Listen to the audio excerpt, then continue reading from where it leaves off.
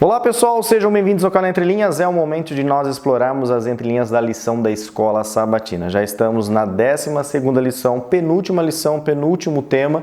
E nós vamos estudar hoje sobre o profeta inquieto, que é o Jonas. Nós teremos aqui os quadros Alinhando as Doutrina com Marcos André, na ponta da linha com o Ricardo, nas entrelinhas com o Ricardo e novamente o Alexandre não vai gravar conosco esse episódio, ok pessoal? E talvez o 13º também não, ele volta no próximo trimestre, está encerrando lá suas atividades, mas ele está aqui firme e forte no Entre Linhas, ok? Nas entrelinhas, seguindo a série de livros, o livro de hoje é o livro Moby Dick, né, de Herman Melville, de 1851, né, que vai trazer aqui sobre a questão da pesca, sobre a baleia, e o Ricardo vai trazer o gancho, né, com a linha da lição. Então eu espero que vocês continuem gostando, apreciando literatura, apreciando a Torá, a Bíblia, a Palavra de Deus e, claro, né, estudando aí, se aproximando do Eterno. Então, pessoal, não se esqueça, você que gosta do nosso conteúdo, compartilha com seus amigos, você que está aqui chegando no canal, é convidado a se inscrever, dar o seu joinha e também, claro, comentar aqui e dentro do possível nós vamos aqui ler o seu comentário, vamos aqui agradecer por você dedicar um pouquinho do seu tempo precioso para expressar, né, as suas ideias aqui no nosso canal. Então, por enquanto, chama a vinheta.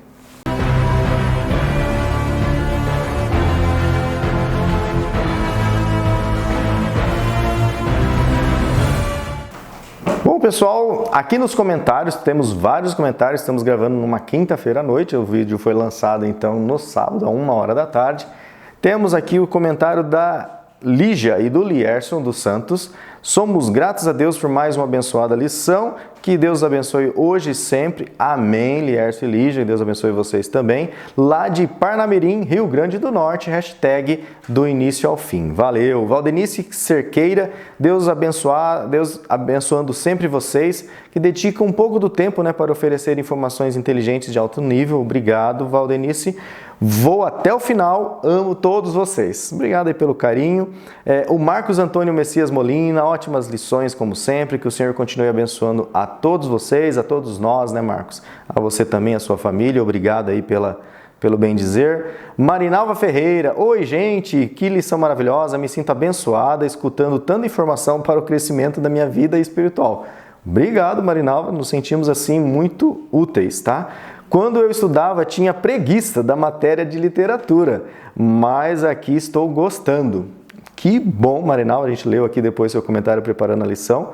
A gente ficou bem contente, né, de estar auxiliando o pessoal até a gostar de literatura nessa série que o Ricardo está trazendo para nós aqui, sempre as entrelinhas vinculadas a um livro, né? Parabéns para vocês, ela continua, que Deus lhes abençoe grandemente lá de Astúrias, Espanha. Obrigado, Marinalva, obrigado também por escrever em português. Né? Vilma Chico Mendes, obrigado por mais uma aula abençoada, Deus abençoe a todos nós. O Ari Oliveira, Ricardo, gosto quando você usa o método Pardês, muito obrigado. O Ari vai ter outro comentário aqui. Antônio Feitosa, muito bom alinhando as doutrinas, posso passar a lição desse jeito, Deus abençoe vocês, que legal. Sempre alinhando, né, o tema da lição com uma doutrina bíblica. Fique à vontade, Antônio, para usar aí o método.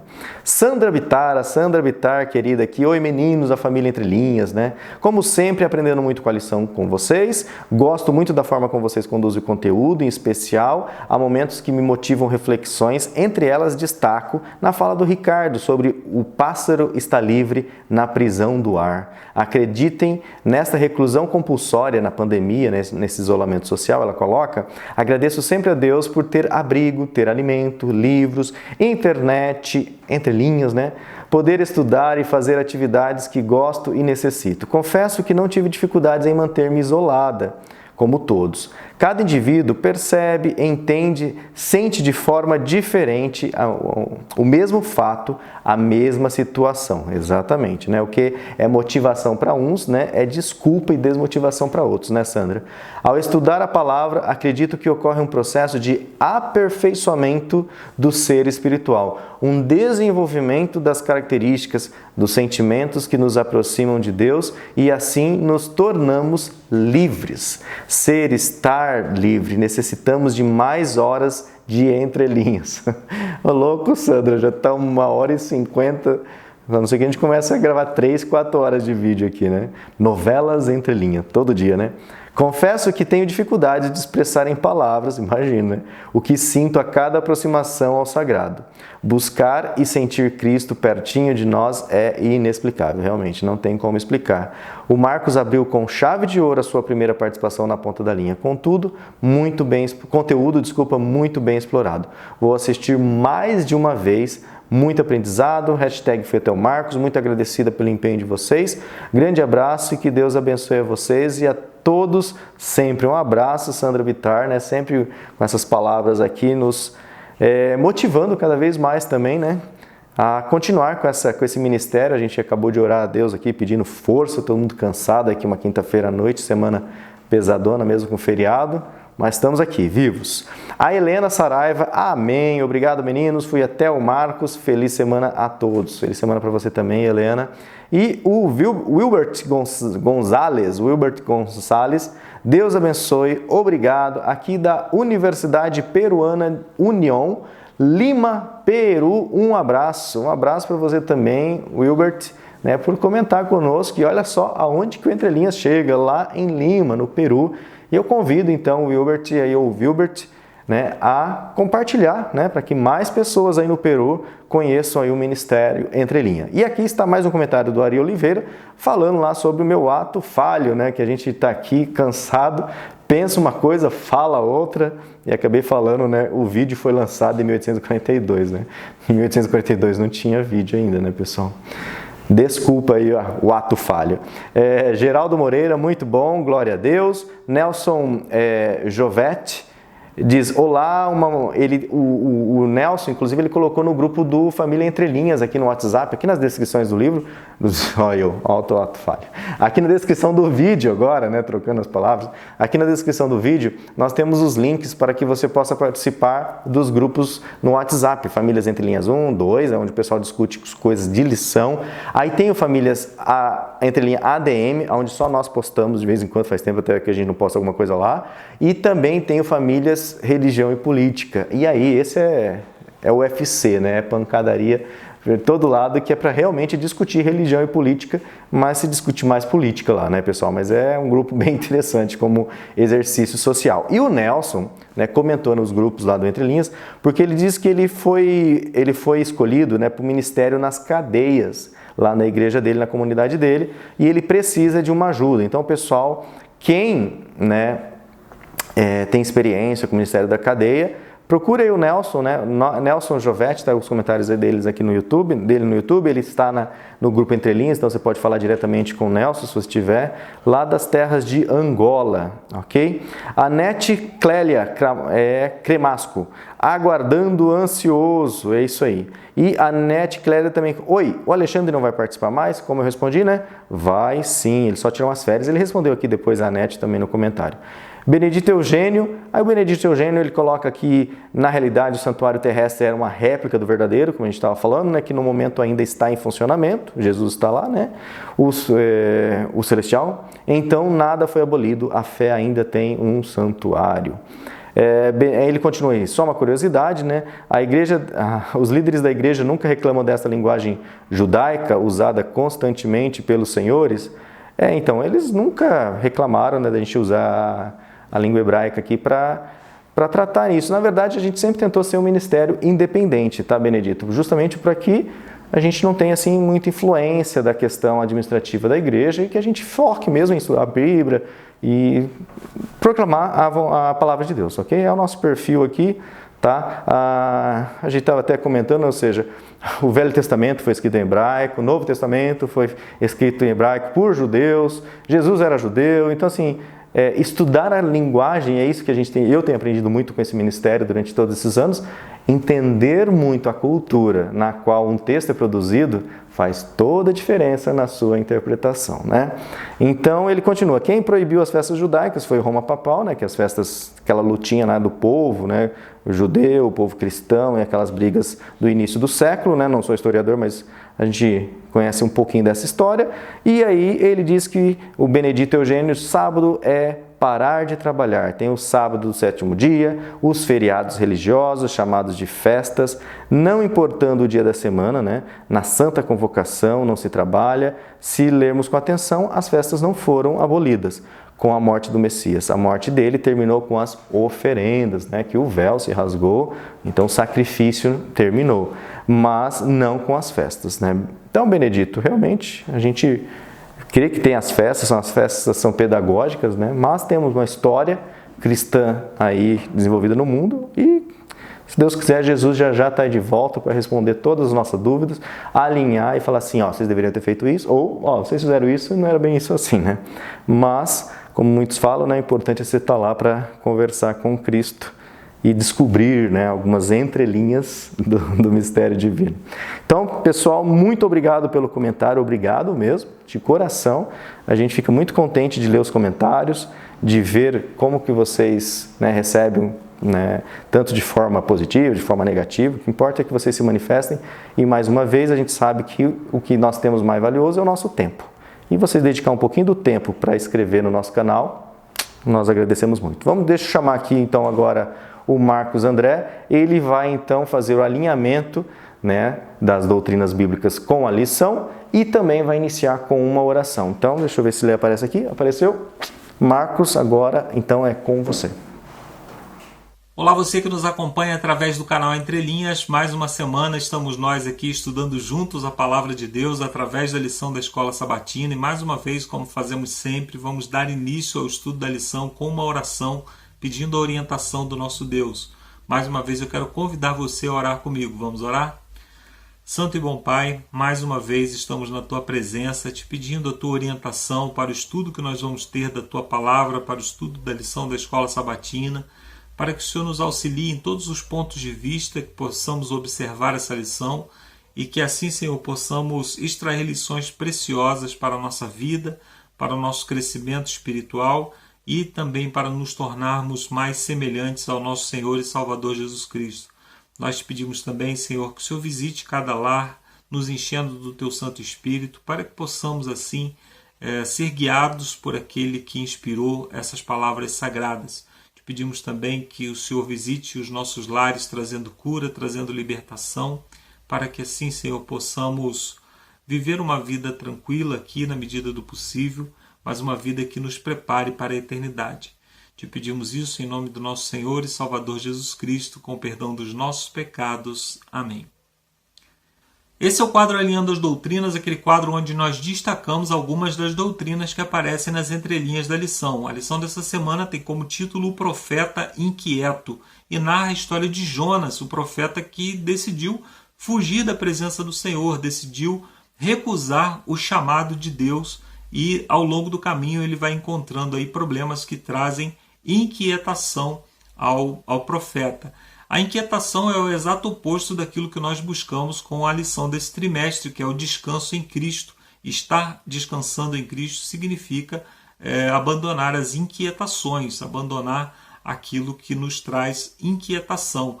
E nós vamos ver ao longo da lição dessa semana que a lição de Jonas é uma lição muito prática para nós ainda hoje.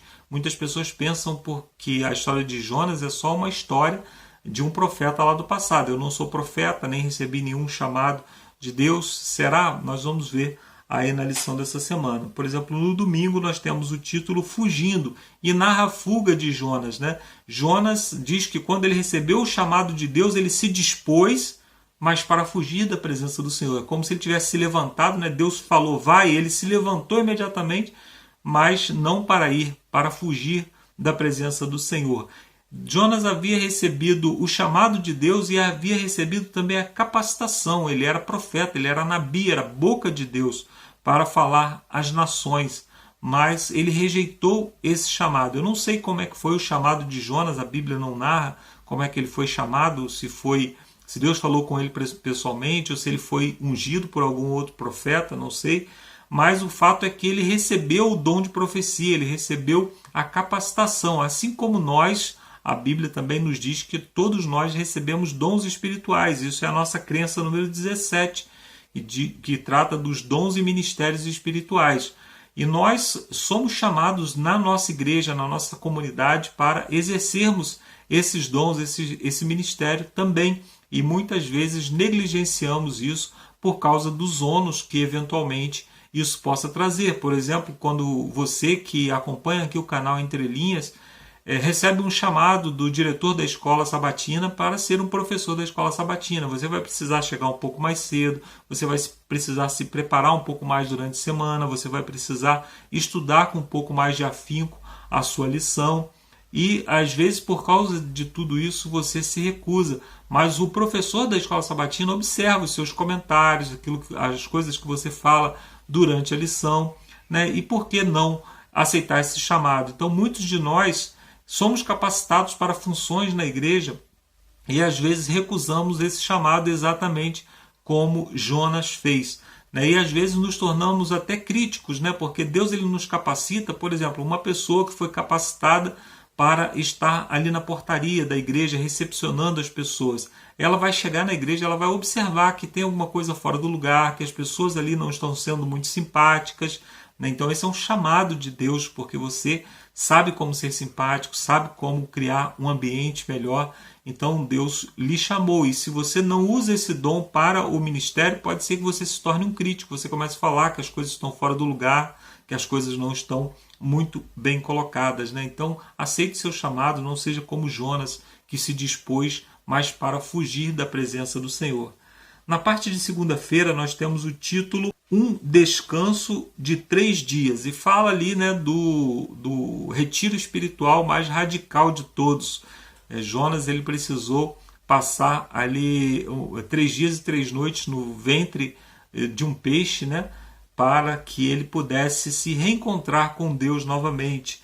E essa parte me chama atenção para a nossa crença número 7, que fala sobre a natureza da humanidade, né? Jonas ele precisou reconhecer que estava morto para que ele pudesse ser colocado novamente na mão do Senhor. Assim como nós, muitas vezes, né, com as nossas próprias pernas, com as nossas próprias atitudes, com a nossa própria sabedoria, desejamos executar as coisas de Deus, desejamos fazer as coisas de Deus, quando na verdade estamos mortos, né? Estamos como Jonas, lá no fundo do mar, né, dentro de um peixe. A palavra que é usada ali, né, no original é inferno. Ele já estava na sepultura quando ele resolve orar a Deus pedindo que Deus o trouxesse de volta, ou que Deus o salvasse, né, mesmo que não o trouxesse de volta. É interessante a gente entender que se Jonas foi chamado de lá do fundo do mar, né, quando ele reconheceu que estava morto, nós também precisamos reconhecer a nossa condição de mortos espirituais, para que Cristo possa nos usar, para que Cristo possa nos ressuscitar. Em nós não há nada que possa ser usado na obra do Senhor, não há nada que possa ser usado no ministério do Senhor. É Ele quem nos ressuscita dos mortos, nos capacita e nos põe na função para a qual Ele deseja nos chamar. Na parte de terça-feira nós encontramos o título Missão Cumprida. E isso me lembra, né, da nossa doutrina número 5, a doutrina do Espírito Santo.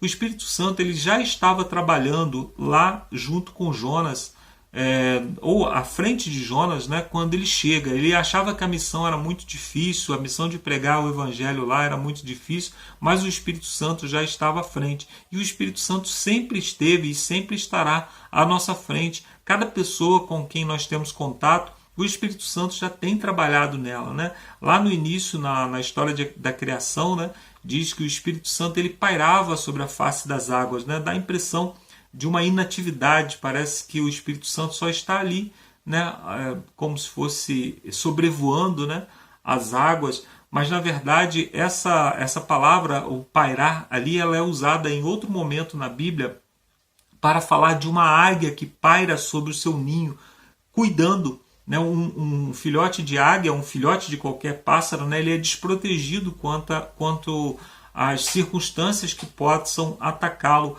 mas o pai, né, a águia, a mãe ou o pai está pairando ali por cima, tomando conta do ninho, né? Então, para que possamos entender a história do Espírito Santo, né, como o Espírito Santo, o que significa esse pairar do Espírito Santo, significa que nós precisamos olhar para cima e saber que Deus tem cuidado de nós, tem cuidado dos nossos e tem cuidado de todas as pessoas com quem nós temos contato. Então, quando falamos de Jesus, quando falamos do que Deus tem feito na nossa vida, essas pessoas elas já estão de alguma forma preparadas para ouvir, porque o Espírito Santo tem feito esse preparo, né? Na parte de quarta-feira nós temos o título Um Missionário Irado e Inquieto. E ali nós precisamos entender um pouco sobre a questão da igreja, a nossa doutrina, né? A nossa crença número 12, que fala a respeito da igreja. A igreja de Deus ela vai muito além da nossa denominação, ela vai muito além até mesmo do cristianismo. A igreja de Deus ela não está presa dentro de nenhum tipo de cercado, nenhum tipo de parede, nenhum tipo de métrica que nós possamos aplicar às pessoas que estão ao nosso redor, porque a igreja de Deus ela é invisível, ela é visível somente aos olhos do Senhor. Quando nós lemos as histórias, e a lição apresenta um pouco disso, as histórias a respeito do povo ninivita, dos assírios, nós poderíamos dizer, ali não tinha ninguém salvo, ali o Espírito Santo não trabalhava em ninguém, mas a igreja de Deus estava ali.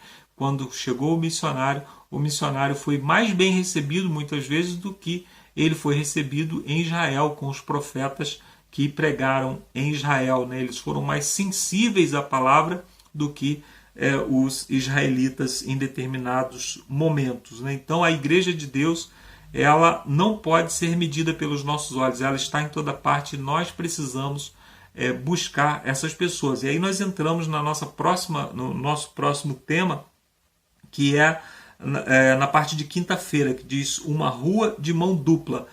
Ali nós encontramos então a igreja de Deus sendo convocada pelo remanescente, que é a nossa doutrina número 13, que fala sobre o remanescente e a sua missão. Quem é o remanescente?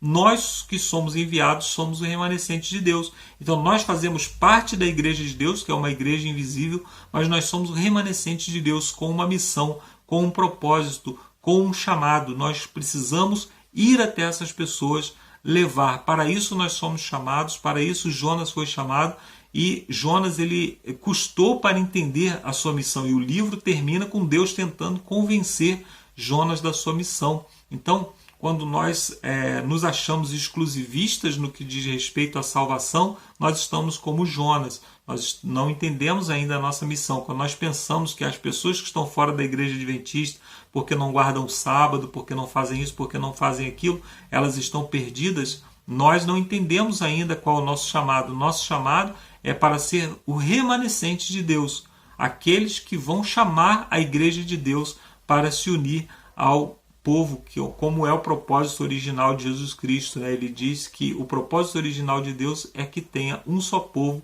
e uma só fé. Então nós somos chamados para isso, apenas como remanescentes, apenas como alguém que foi escolhido por Deus para uma missão. Ele nos escolheu e nós nos sentimos honrados em estar aqui proclamando a verdade de Deus, proclamando a palavra de Deus, proclamando a salvação àqueles que estão sendo chamados pelo Espírito Santo em toda parte, em todas as religiões e mesmo aqueles que não têm religião. Que Deus nos abençoe, que possamos cumprir essa missão, que possamos, como Jonas modernos, mesmo que estejamos de alguma forma rejeitando a missão para a qual o Espírito Santo nos chamou, que possamos então, a partir de hoje, reconhecer que sem Deus estamos mortos, reconhecer que Ele pode nos capacitar e como mortos, ressuscitados, possamos cumprir essa missão para a qual Ele nos chamou. Que Deus nos abençoe. Agora você vai lá para Campo Mourão com o Ricardo na ponta da linha e daqui a pouco eu volto com você para mais uma participação. Valeu, Marcos. Obrigado aí pela oração, obrigado pelo seu alinhamento.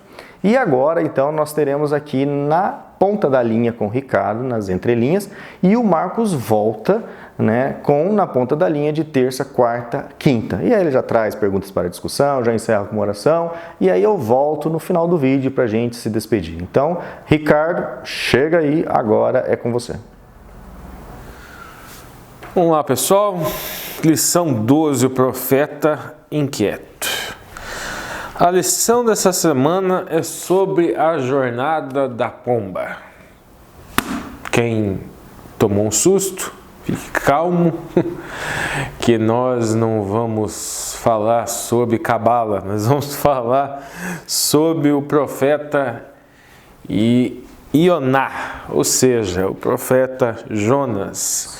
É que o nome Ioná, em hebraico, ele significa pomba. O Lúcio já deve ter comentado no começo do vídeo sobre o fato de nós utilizarmos não a língua judaica, porque língua judaica não existe, existe língua hebraica. Nós utilizamos a língua hebraica justamente porque o Eterno, em sua infinita sapiência, escolheu que o texto sagrado do Velho Testamento fosse escrito em hebraico e que muitas dessas verdades fossem descritas nesse idioma. Então nós parafraseamos algumas palavras em hebraico aqui e traduzimos logo em seguida essas palavras em hebraico para ter acesso a esta linguagem escolhida por Deus para nos revelar suas verdades.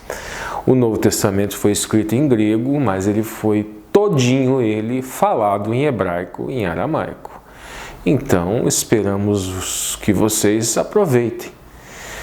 Vamos continuar, gente. Então, esse profeta Ioná, é muito comum se cometer uma injustiça tremenda com ele, gente.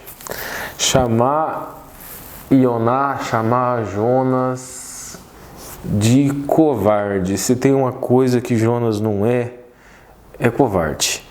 Eu vou dar uma lidinha no verso para memorizar aqui, apesar de que a gente vai correr um pouco. Eu vou dar não vou ler verso a verso propriamente os 4 capítulos do livro de Ioná, mas eu vou dar uma passagem, assim dizer, o que cada versículo fala, para a gente entender um pouco essa história, e logo eu vou dizer o porquê que nós não podemos chamar esse homem de covarde. Vamos lá, verso áureo, verso para memorizar. Deus disse a Ioná, a Jonas: e você não acha que eu deveria ter muito mais compaixão da grande cidade de Nínive, em que há mais de 120.000 pessoas, que não sabem distinguir entre a mão direita e a mão esquerda, e também muitos animais?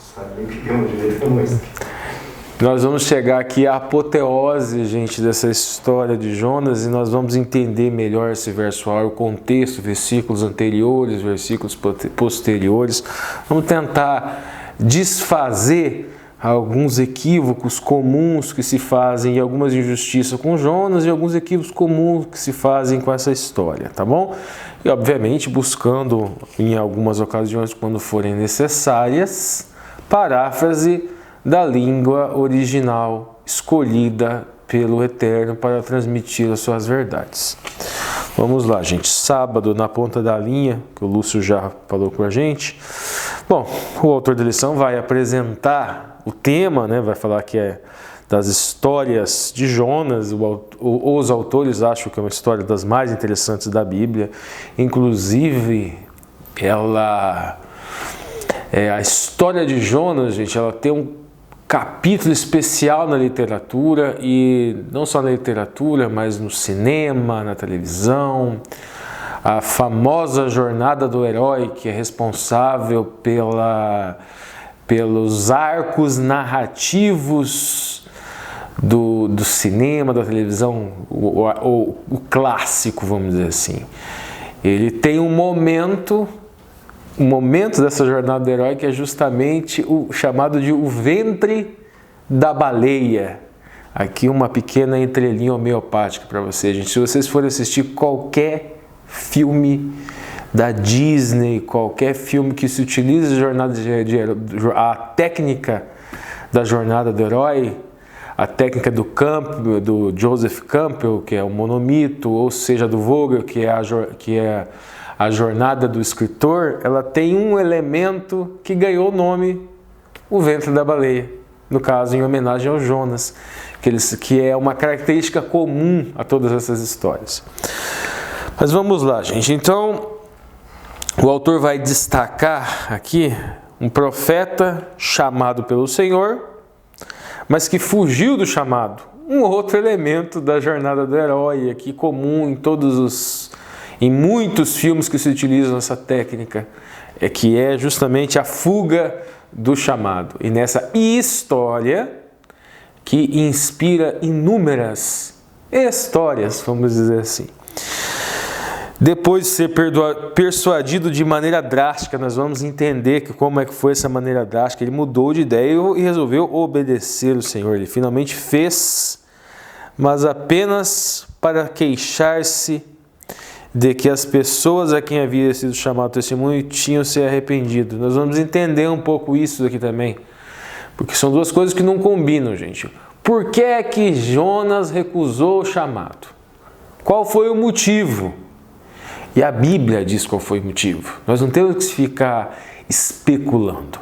Nós não precisamos criar especulações baseadas em frustrações da nossa experiência com colegas, com familiares. A Bíblia diz o motivo pelo qual Jonas, a princípio, relutou o chamado. Nós já vamos entender qual é esse motivo. Aqui no segundo parágrafo de sábado, gente, os autores vão falar assim: é o exemplo de alguém que não tinha descanso, que não estava em paz, a ponto de clamar. E a expressão hebraica aqui, novamente vamos para o hebraico, é veatá, que é então, atualmente, agora o Senhor, daí nós vamos lá, Ioná 4:3.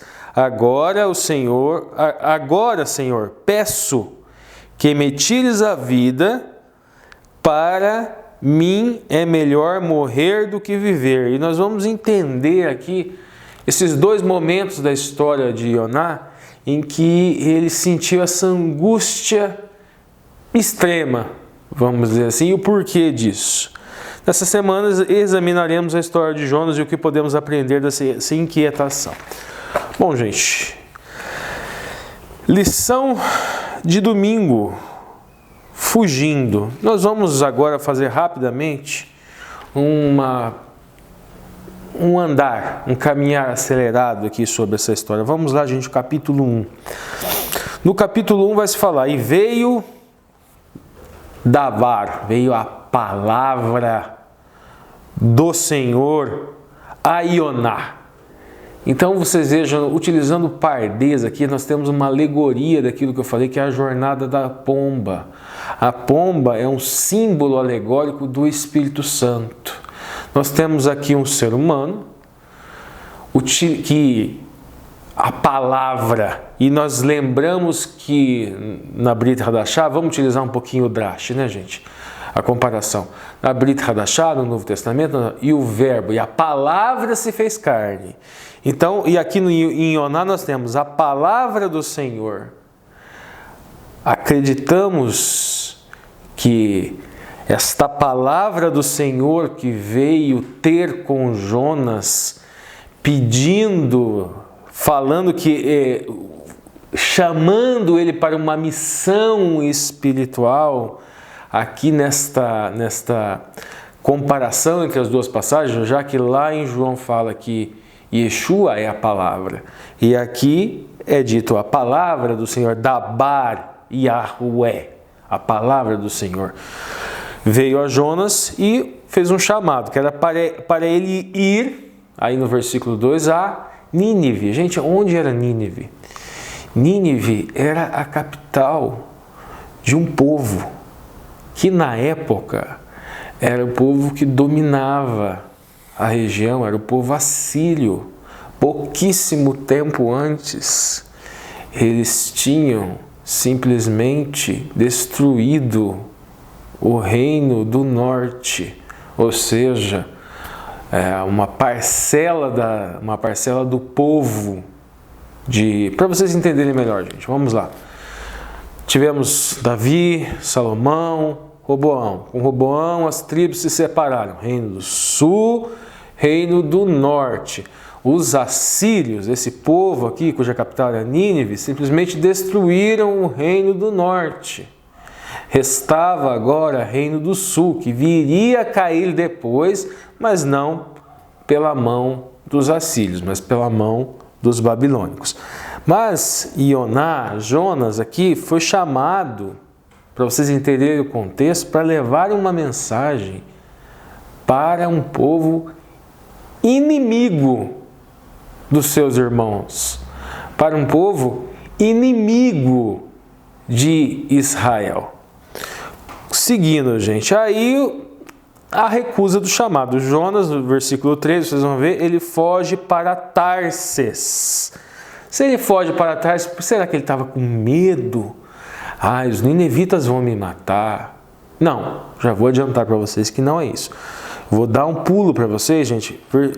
No capítulo 4, no versículo 2, Jonas fala: por isso eu fui para Tarsis. Sabias que é Deus piedoso, misericordioso, e começa todos os adjetivos, que de fato o Eterno o é. Ele não queria levar a mensagem porque sabia da natureza do Eterno. Cheio de justiça própria, né? Um Deus piedoso, misericordioso. Ele não queria levar misericórdia para aquele povo. Lúcio fez o comentário aqui, não acredito que o áudio não captou, que Jonas era cheio de justiça própria.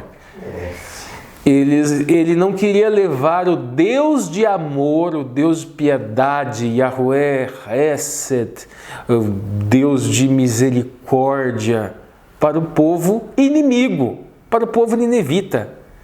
Nós não temos que inventar especulações. Ioná 4:2. Por isso fui para Tarsis.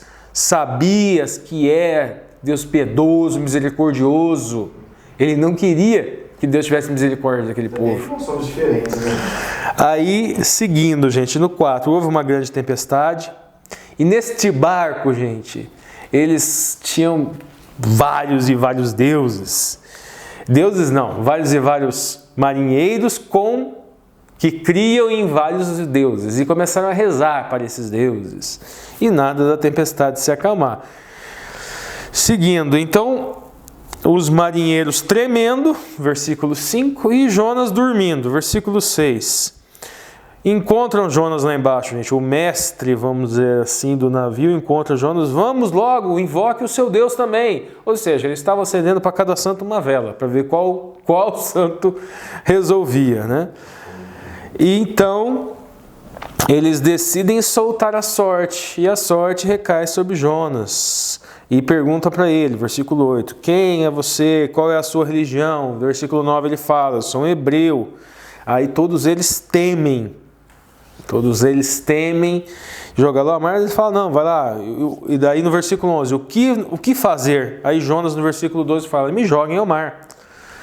E eles, no versículo 13, nós vemos que eles tentavam remar e não conseguiam fazer nada. E eles rogavam, versículo 4, no versículo 14, no versículo 15, eles jogaram Jonas ao mar. E cessou a fúria do mar. Versículo 16. Aí o detalhe, gente. E temeram a Deus. Esse temer aqui e honraram a Deus. Fizeram sacrifícios. A expressão hebraica aqui, gente, é zevah. Eles fizeram sacrifício expiatório. Eles mataram animais, seguiram corbã, fizeram corbã lá, provavelmente. Fizeram matança de animais, sacrificaram um cordeiro, que é, alegoricamente, um símbolo do Mashiach, um símbolo do Messias. E mais, o texto fala que fizeram votos, ou seja, manifestaram mudança de comportamento, mudança de vida, fizeram votos futuros. 17, gente. Jonas cai no mar e ele é dragado, curiosamente, a expressão hebraica aqui, dag, que é uma expressão, dagadol. Dag seria um peixe, gadol é um grande peixe, 3 dias e 3 noites. E aqui encerramos o capítulo 1. Vamos dar uma olhadinha na ponta da linha, gente, agora do domingo. Depois nós vamos analisando os outros. Jonas, um missionário bem-sucedido. Ele ficou um pouco chateado dele ter sido bem-sucedido justamente com aquele povo que havia feito tanta desgraça com os seus irmãos. Mas relutante. Nós já sabemos qual é a razão da relutância de Jonas. Ele sabia que Deus era piedoso. Ele não queria levar um Deus piedoso para aquele povo. Ele queria levar um Deus bruto. Um Deus que castiga. Um Deus, de certa forma, um tanto quanto injusto. Que não espera o cálice da iniquidade do povo transbordar. Ele queria vingança. Ele queria ver aquele povo perecendo pela mão desse Deus. Seguindo, mas ele conhecia a natureza desse Deus, né? O chamado de Deus afetou sua vida de modo significativo. Em vez de colocar o jugo de Deus sobre seus ombros e descobrir que o seu jugo é suave e que o seu fardo é leve, os autores da lição estão citando Mateus 11:30. Ele decidiu encontrar seu próprio descanso. Pergunta 1. Onde Jonas esperava encontrar paz e descanso do chamado de Deus? Deu certo? Leia Jonas 1, assinar a alternativa correta. Nós acabamos de ler Jonas 1. A resposta: em um navio em Tarsis. Navio para Tarsis. Mas a presença do Senhor o alcançou. Nós lemos o capítulo 1 de Jonas. Jonas partiu, na ponta da linha, na direção oposta. E note o seguinte, aqui o autor da lição traz um exemplo lá do Shemot, do Êxodo 4:3. Ele fala o seguinte, que Jonas nem sequer quis argumentar, e no Shemot está falando de Moisés. Quando Moisés recebeu o seu chamado, ele questionou a Deus porque a gente aí tem uma divergência, né? Alguns dizem que ele era gago, alguns dizem que era como ele ficou muito tempo afastado do Egito, talvez ele tivesse desenvolvido sotaque. Outros dizem que ele tinha um problema simplesmente um problema de oratória. E neste capítulo do Shemot 4:13, Moshe, ele questiona a Deus e Deus responde para ele: olha, mas quem foi que criou todas as coisas? Eu criei a fala, criei a boca, criei tudo. Em outras palavras, disse mais ou menos isso. Mas Jonas nem sequer indagou. Porque pense bem, gente, olha o contexto que a gente está abordando. O que Jonas ia indagar também? Ah, Senhor, eu vou levar essa mensagem para esse povo. Eu sei que o Senhor vai perdoar eles. Não me faça ter que levar essa mensagem sabendo que o Senhor é um Deus amoroso, um Senhor Deus de perdão. Ele não tinha como questionar. Por isso que ele fugiu. Seguindo. Agora o autor da lição vai trazer uma outra passagem. A passagem aqui, gente, é de 2 Reis 14:25. E essa história é a história em que nós vemos uma outra passagem que cita Jonas. Rapidamente, essa passagem que o autor da lição aqui traz, quando Jonas encoraja Jeroboão a proclamar guerra contra o rei da Síria. Só um destaque aqui, não é da Assíria, é contra o rei da Síria. Note que o autor da lição fala o seguinte, olha: não foi a primeira vez que Jonas tinha sido chamado para falar em nome de Deus, como é sugerido, 2 Reis 14:25. Na ocasião descrita em Reis, porém, Jonas fez o que o Senhor havia pedido. Nota o descompasso. A Síria era um povo inimigo, vamos dizer assim, do povo de Deus, e Jonas teve uma mensagem: vai lá, Jeroboão, declare guerra contra o rei da Síria. Agora aqui ele estava em dúvida. Não, eu acho que ele desconfiou, por alguma razão, ele desconfiou que ia acontecer o que de fato aconteceu, que ele ia ser bem sucedido. Então não era uma mensagem de guerra, era uma mensagem, vamos dizer assim, de arrependimento. Era uma mensagem, de certa forma, de paz. Continuando.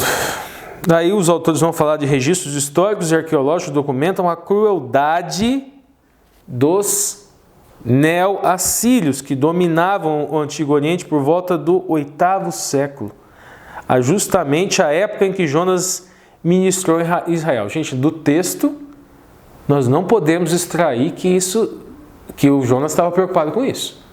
Não foi isso. Ele estava preocupado com a crueldade do povo. Nem o autor da lição está. O autor da lição só está apresentando a informação. 75 anos depois, Senaqueribe atacou Judá. Israel e Samaria haviam caído 20 anos antes. E o rei Ezequias aparentemente havia se juntado a uma coalizão local anti-assíria. Esse era o contexto da época. Sabe, o espírito de Jonas era... Gente, ele estava esperando um outro chamado. Provavelmente ele estava esperando um chamado de que a palavra do Senhor viesse a ele e dissesse, e que fosse: chegue para os reis de Judá, os reis do seu povo, e declarem guerra, que a minha mão ela tocará este povo assírio. Mas não foi essa. Não foi essa a mensagem para a qual ele foi chamado. Havia chegado as horas dos assírios acertarem as contas. A Bíblia, daí o autor da lição vai estar segundo Reis 18 e Isaías 36, documenta de assírios e os relevos da parede do palácio de Senaqueribe em Nínive. Conta a história cruel da queda de Laques, uma das mais importantes fortalezas da fronteira sul de Ezequias. Novamente o autor da lição trazendo o contexto do porquê de Jonas não querer levar essa mensagem de amor para esse povo. Seguindo, gente, ele traz mais detalhes. Olha, foram 200 mil prisioneiros de 46 cidades fortificadas que ele alegava ter destruído nesses documentos. Veja bem, quando o rei assírio tomou Laques, centenas e milhares de prisioneiros foram empalados, foram decapitados, as suas cabeças foram expostas. Os partidários radicais de Ezequias foram esfolados vivos e o restante foi enviado à Assíria como mão de obra escrava, ou seja, os assírios eram cruéis. Todo esse contexto descrito na ponta da linha é para a gente entender o porquê que Jonas recusou o chamado. Como eu vou levar uma mensagem de misericórdia para esse povo, um Deus misericordioso? Vamos lá, gente. Agora, segunda-feira. Um descanso de 3 dias e 3 noites. Vamos lá. Aí nós chegamos no capítulo 2, versículo 1. Jonas, no ventre da baleia, ele rogou a Deus. Versículo 2, Deus responde. E o interessante é o seguinte, gente, que a expressão utilizada aqui é, traduzida para a língua portuguesa, né?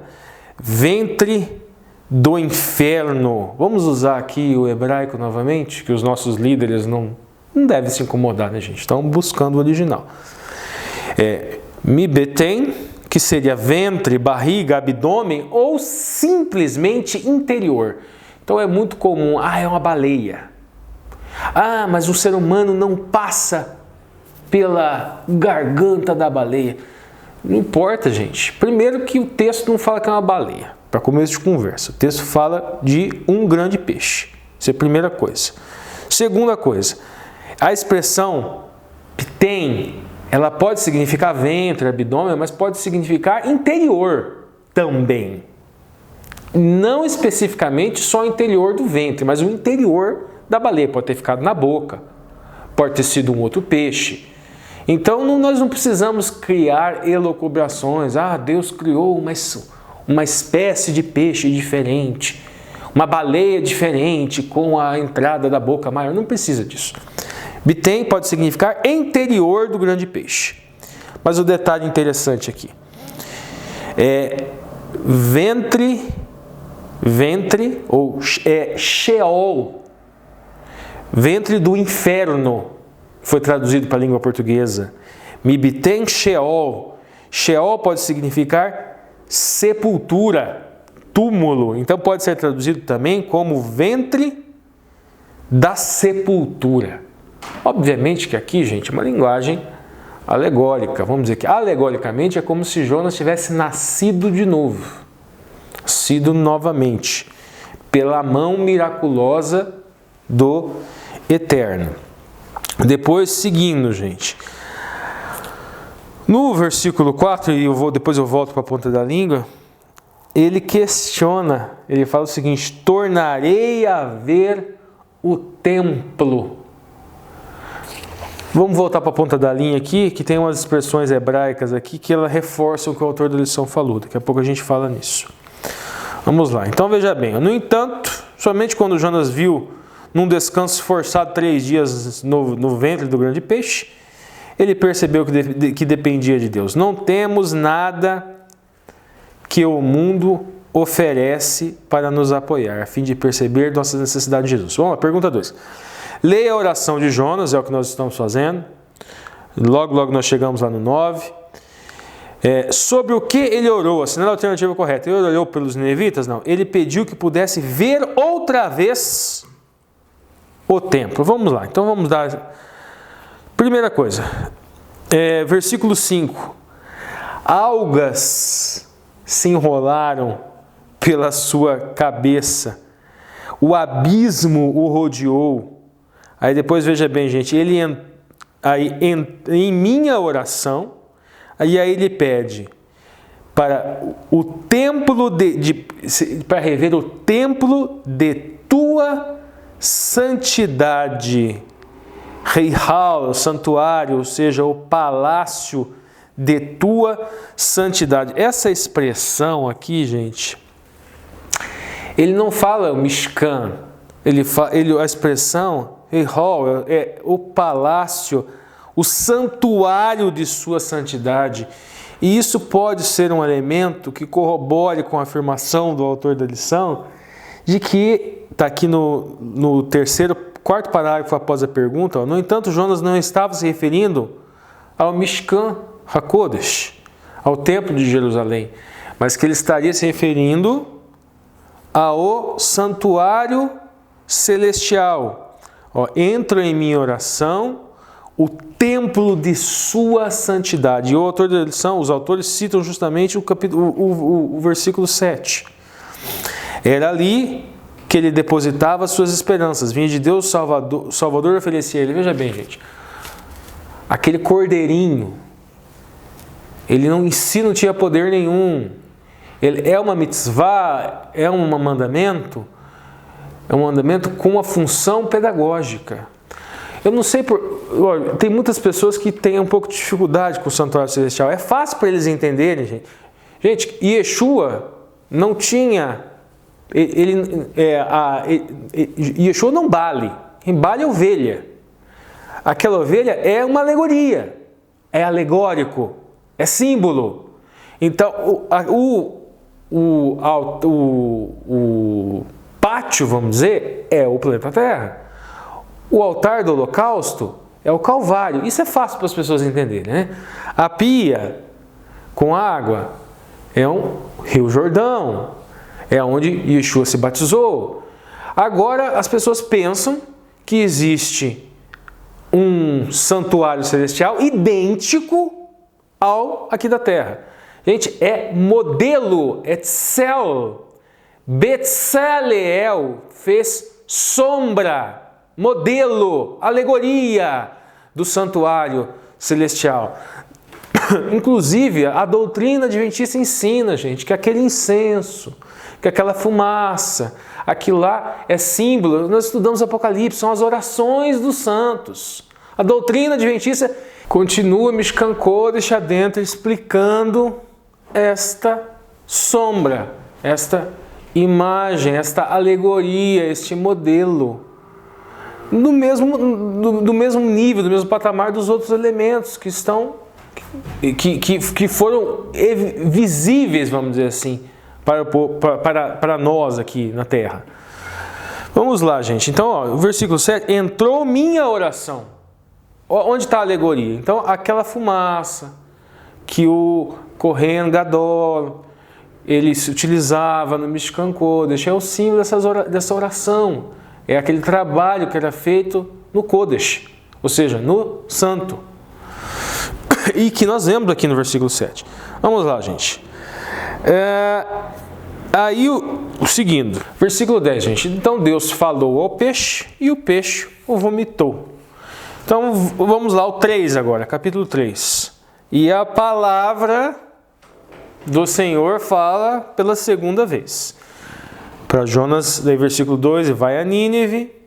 E foram 3 dias de caminho. Veja bem, não foram 3 dias até ele chegar lá. Não, a cidade era grande e ele percorreu a cidade em 3 dias. Aí nós vemos lá no versículo 4, gente, que o povo aceitou a mensagem e jejuavam e se vestiam com sacos, desde o maior até o menor. Aí no versículo 6 nós vemos que até o rei de Nínive, quando ouviu aquilo, aceitou a mensagem e se vestiu de sacos e com cinzas, toda aquela ritualística de humilhação. Aí nós vemos lá no versículo 8, e que eles clamaram ao Deus, ao Eterno. E o próprio rei, gente, a gente vê no versículo 7, um decreto real para que todos os seus súditos se humilhassem e aceitassem aquela mensagem de Ioná. Aí veja bem, gente, o versículo 9 mostra o povo esperando, será que o perdão vem se nós fizermos tudo isso? E o perdão, efetivamente, perdão para o desgosto de Jonas, o perdão veio. E nós vemos isso no versículo 1, o desgosto de Jonas, no capítulo 4, versículo 1. Daí no capítulo 4, versículo 2, Jonas finalmente revela o motivo pelo qual ele recusou o chamado. Por isso eu fui para Tarso, Senhor, eu sei que o Senhor é um Deus misericordioso, um Deus de amor. E no versículo 2, tira a minha vida. A angústia dele, ele desenvolveu, vamos dizer assim, um ódio desse povo inimigo de Israel, e um ciúme doentio do Eterno. Ele não queria dividir o Eterno com aquele povo. Ele queria o Deus de amor exclusivamente para si, e não para aquele povo que ele via como um povo pagão. Ele não queria a reabilitação daquele povo. Não queria levar expiação de pecados para aquele povo inimigo. 4, gente. Aí a admoestação do Eterno é razoável. Essa sua angústia, isso que você está fazendo, isso que você está falando, ou seja, uma repreensão do Eterno. Só que essa repreensão do Eterno que nós vemos aqui no versículo 4, ela foi uma repreensão em palavras. Só que o Eterno também se utiliza de atos simbólicos. E ele se utiliza de atos simbólicos da vida cotidiana. O Eterno também gosta de eremês, ele também gosta de alegorias, de construir alegorias através de atos simbólicos.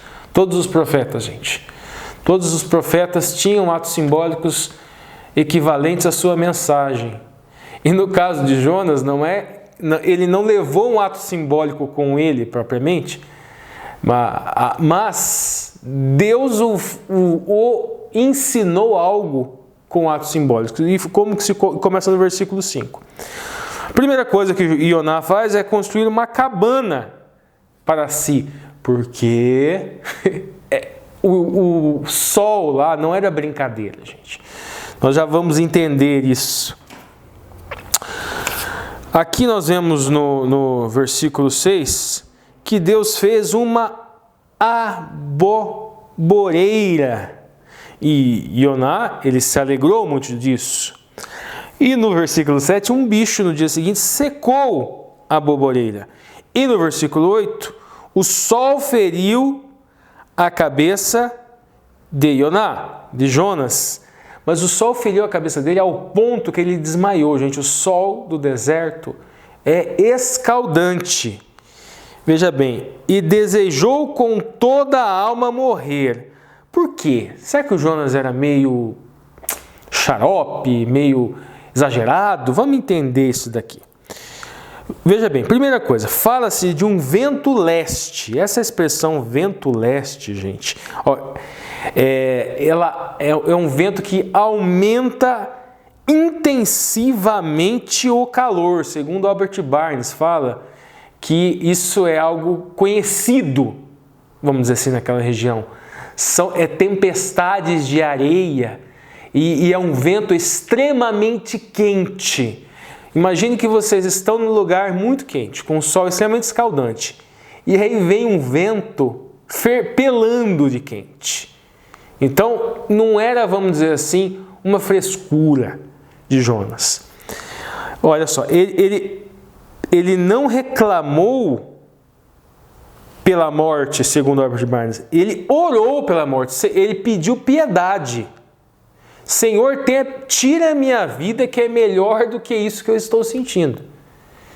Então não foi uma sensação, esse sol escaldante e esse vento do leste, superior à morte. Ele foi colocado numa situação extrema, vamos dizer assim. O sol feriu sua cabeça, ele desmaiou. Nós vemos lá no 9. Aí o Senhor pergunta para ele, o detalhe, gente, a expressão lá, desejou com toda a alma morrer.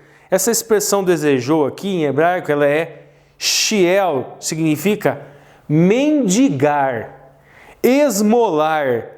E aqui a expressão mais relevante para a gente, pedir misericórdia.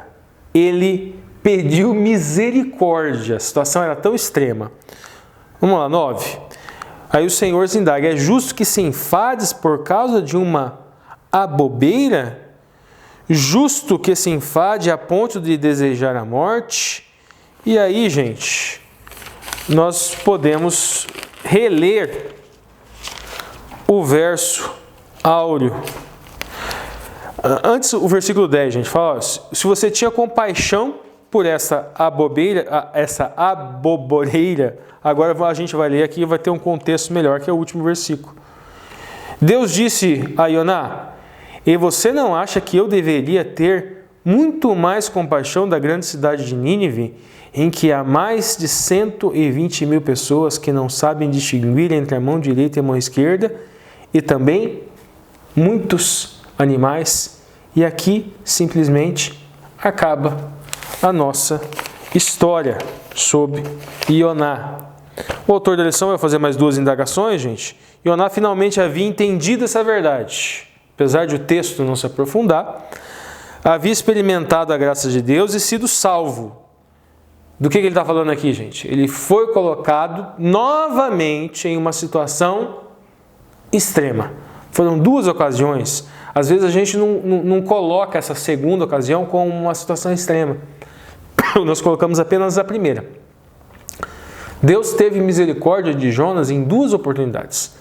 Primeira, ele salva Jonas do ventre da baleia. E a segunda, ele salva Jonas do calor escaldante do deserto e do vento do oeste. São 2 situações extremas, não é apenas uma. Continuando. Com o grande peixe vomitou Jonas, ele entendeu de primeira mão o amor de Deus por ele, um profeta fugitivo, e aprendeu, mesmo com o desvio do caminho, que o único caminho seguro para o cristão é fazer a vontade de Deus. Ele não decidiu cumprir o seu dever e obedecer às ordens de Deus, finalmente indo a Nínive pela fé, visto que estava se dirigindo a cidade extremamente perversa, cujos cidadãos podiam não gostar daquele profeta estrangeiro, denunciando-lhe grandes maldades. Essa é segunda-feira, agora o Marcos vai seguir, gente, e nós vamos para a nossa entrelinha. O livro é Moby Dick, Herman Melville, 1851. O Lúcio percebeu que o livro que nós fizemos a entrelinha no sábado passado, Acabando do Pai Tomás, é de 1852. Então o Richard McFly aqui pegou a máquina do tempo, voltou um ano no tempo para vocês. Gente, vou trazer alguns detalhes aqui do Herman Melville. Ele era de uma família abastada, sabe? Uma família que tinha posses. Tiveram alguns problemas financeiros. Ele já tinha escrito vários livros. Ele escreveu Moby Dick e não foi muito bem aceito pelo público. Inclusive, ele não teve muito lucro com royalties com esse livro, não vendeu nada. Quer dizer, vendeu muito pouco na época dele. O público dele não gostou do livro, a crítica não gostou, mas como é do ser humano, né, gente? Muito tempo depois, ele já tinha morrido há muito tempo, pegaram o livro, nossa, que obra-prima, que coisa maravilhosa, que livro magnífico! E como o livro sempre refrata, né, ele deram várias e várias leituras para a baleia.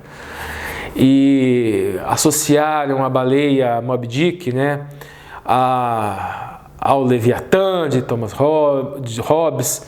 Eu prefiro que provavelmente seja uma referência ao Leviatã bíblico, do livro que nós encontramos no livro de Iov, no livro de Jó. Esse livro tem várias referências bíblicas, e uma dessas referências é uma referência expressa. O Herman Melville, ele faz o link diretamente com Yonah, e quando eu for contando a história para vocês, vocês vão ver a referência a Jonas. Vamos lá, gente, vamos explicar o livro. Primeira coisa, é um livro, o Herman, ele parece que gostava de livro grande. O livro é grande, só que a história não é tão grande. Como assim? Ele perde longos e longos capítulos, gente, com textos técnicos, assim, da ciência do estudo da baleia, como tirar o óleo da baleia, como, tipo assim, a leitura que eu faço da Moby Dick é assim, gente, é a busca pela mercadoria. Por quê? Lendo esses textos que são mais técnicos, você percebe que toda a sobrevivência do sistema, o óleo da baleia era utilizado na lamparina para a luz, tinha um óleo que tinha no cérebro, que retirava do cérebro da orelha, que era utilizado para perfumes. E ele descreve detalhes, sabe? Detalhes de como aquele animal, de como aquela pesca, aquele animal que para a gente hoje é algo tão dantesco, mantinha a sociedade daquela época funcionando. Vamos lá, vamos à história, gente. A história é contada, o narrador da história é Ismael. Ismael é a primeira referência bíblica que nós encontramos aí, né? Que é uma alusão ao profeta, que narra a história do capitão do navio, vamos dizer assim, que é uma outra referência bíblica, Acabe, que não à toa é uma referência ao rei Acabe, que não foi um rei bom. E esse Acabe do livro, gente, e na história, o que acontece? Ele era um pescador de baleias, óbvio, e ele tinha um ódio, assim como Jonas tinha um ódio dos assírios. Aqui a gente começa a fazer o link, gente. Ele tinha um ódio dessa baleia, assim como Jonas tinha um ódio dos assírios. E ele ficava caçando essa baleia, porque em uma ocasião que ele estava pescando, essa baleia, ela devorou a sua perna. E ele tinha uma prótese, em algumas traduções é de marfim, é de dente de baleia, de osso de baleia. Ele tinha uma prótese que ele fincava em alguns pontos que ele colocava no navio para manter o equilíbrio no navio. Ele prendia a ponta dela em buracos, vamos dizer assim, que ele fazia para manter o equilíbrio no navio. Tá, o que acontece? Esse Ismael, ele era um professor do interior e que acabou o dinheiro dele e ele decidiu ir para a pesca à baleia para conseguir algum dinheiro. Ele longos trechos aí com esse início do livro, falando sobre o mar, sobre o fascínio das pessoas pelo mar. Tudo bem, então ele vai lá para uma determinada região para se alistar em um determinado navio, e a primeira coisa, ele vai para uma taverna, uma hospedaria e um bar, para passar a noite, para depois ele encontrar um barco para ele ir pescar e conseguir o dinheiro dele. E o dono lá da hotelaria é Kof, que significa sepultura, túmulo. Olha aí o Sheol que nós estudamos na lição da semana, gente. O ventre da baleia. Novamente aí a referência do Herman Melville ao texto bíblico. Justamente aquele trecho que nós falamos lá, que é o que está em português o ventre do inferno, mas que é o ventre do túmulo, sepultura. E nesta estrebaria ele só tem um quarto, mas esse quarto está ocupado. Daí ele ia dividir a cama com um canibal, que é o Quiquete. E esse canibal, ele depois ao longo do livro nós vamos descobrir que ele é um príncipe, na verdade, príncipe da África. E daí tem lá, eles brigam, coisa e tal, o dono da estrebaria entra no meio, que ia matar ele, achando que ele era o próprio diabo, coisa e tal, mas eles acabam ficando amigos. E o Iojo, que é o deusinho que ele guarda numa garrafinha, que ele adora para esse deus, fala para ele que o Ismael é que vai escolher o barco. Deve escolher o barco que vai dar certo. Não deu muito certo, né, gente? Eu acho que o deusinho dele lá, o deusinho pagão lá. E aqui nós temos novamente uma nova referência à história de Jonas. Por quê? Mais para frente, depois nós vamos ver, e esse Quiquete é um deles, nós vemos ali, o pessoal fala que é um microcosmos, vamos dizer assim, aquele navio que eles vão escolher. Mas para mim é uma referência justamente a esse navio, onde cada um está orando para onde está a tempestade, e cada um orando para um Deus diferente. Mas vamos seguir. Aí eles vão atrás do navio, eles encontram o navio, eles entram em contato com os donos do navio. Me lembro de um nome de um deles, o nome de um deles é Peleg, não me lembro o nome do outro, e eles contratam Ismael.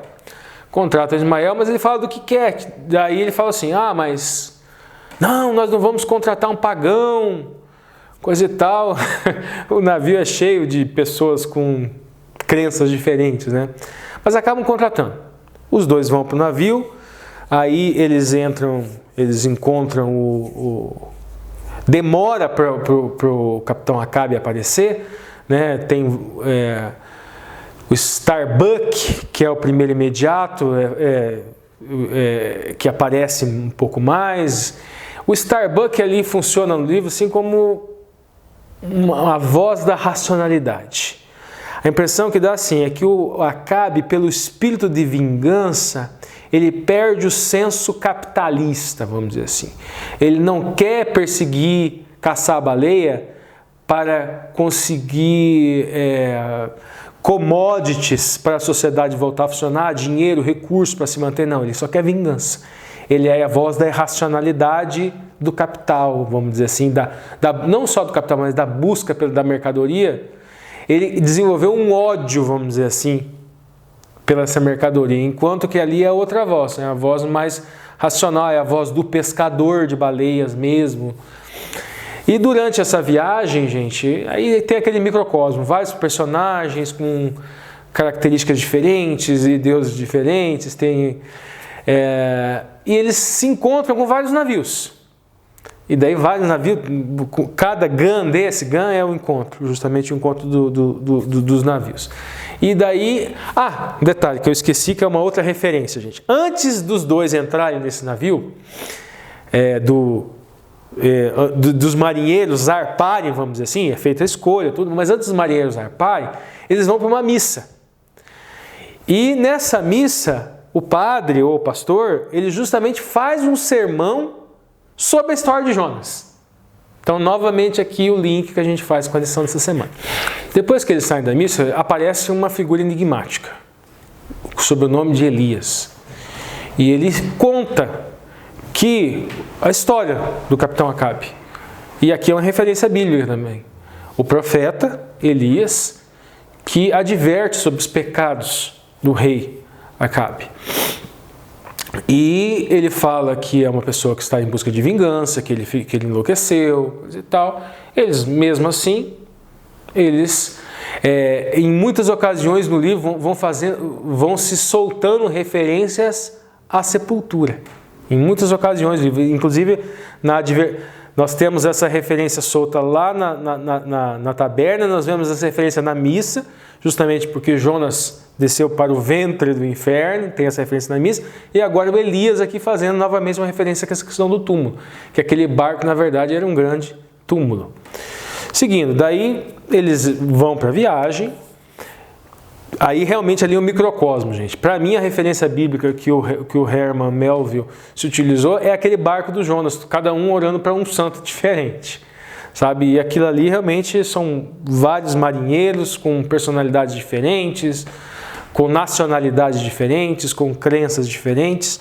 E temos vários GAN ali, que é um encontro de navios, vários. E em um desses, eles encontram o arcanjo Gabriel, que na verdade não é um arcanjo, é um ser humano, mesmo na história no livro, que convence toda a tripulação, inclusive o capitão dessa tripulação, de que ele é um porta-voz divino. E eles entram a bordo, e aí é onde fica as profecias de como que o Acabe poderia morrer, mas ele acaba interpretando errado essa profecia, e ele pensa, não, então na verdade isso é uma coisa boa, porque isso não tem como acontecer. Eles encontram outros navios, aí um detalhe, um navio que é importante para vocês só marcarem, gente, eles encontram um navio, e aí é onde é a falta de misericórdia, inclusive, do Acabe, sabe? Encontram um navio onde o capitão está em busca do filho que desapareceu em alto mar. Daí eles falam, não, esse filho já morreu, eu ouvi as vozes deles, coisa e tal. Tem um tripulante do navio que fala isso. E o capitão Acabe, de forma desumana, não, para de falar, fala de forma grosseira, para de falar sobre isso, eu tenho que procurar. Ou seja, vai atrás da Moby Dick dele, né? Vai atrás da fixação dele e não ajuda a procurar os filhos desse capitão. E daí eles encontram um outro navio que tem um defunto, vamos dizer assim. Eles encontraram uma baleia morta no mar e pegaram essa baleia morta no mar, que na verdade foram até os tripulantes do próprio navio que caçaram ela, só que não conseguiram pegar. Ela fugiu, acabou morrendo, esse outro barco pegou. Aí eles enganam, tem uma narrativa cômica, né, que o Stern, não é o Starbuck. O Stern, ele chega lá no navio e fala um monte de coisa, chama o cara de idiota, só que é um navio francês, e o tradutor fala o que quer pro capitão se convencer que tem que se livrar daquela carne, porque o cheiro podre estava matando a população, a tripulação de nojo, e eles não estavam aguentando mais aquilo lá. Mas o Stern, na verdade, ele estava interessado, depois ele desce na baleia e tira do cérebro dela um óleo que serve para perfume, um óleo caríssimo, e volta para o navio de novo. Só que essa tripulação fala para eles da Moby Dick, do rumo, para eles encontrarem a Moby Dick. E eles vão atrás da Moby Dick. Aí no navio tem uma cena também muito interessante, vamos dizer assim, cômica, vamos dizer assim, eles fazem um caixão, um caixão, o Stern acha que vai morrer, e daí ele deita no caixão, não. Daí ele levanta, não estou pronto para morrer. Tá, mas tudo bem. Mas o importante desse caixão na história, apesar de ter uma tramazinha cômica lá, é mais para frente do final do livro. Eles vão atrás da Moby Dick, na fixação lá do capitão, e daí são mais uma referência, gente. São 3 dias e 3 noites lutando contra a Moby Dick, igualzinho o Jonas ficou 3 dias e 3 noites dentro do grande peixe. E os detalhes daquela profecia lá do Gabriel, eles vão se apresentando de forma interessante para a gente, sabe? São 3 elementos, né, que vão se apresentando, e no último, vamos dizer assim, no último elemento, que é no último túmulo, assim, a corda se enrola no pescoço do capitão Acabe, e a Moby Dick leva ele para o fundo, para a sepultura. O navio afunda e só tem um sobrevivente, um único sobrevivente, que é o Ismael, que ele estava num barquinho, que durante essa batalha eles desceram para esse barquinho, né? Esse barquinho também afundou, e daí tem vários redemoinhos em razão do navio que afunda, né?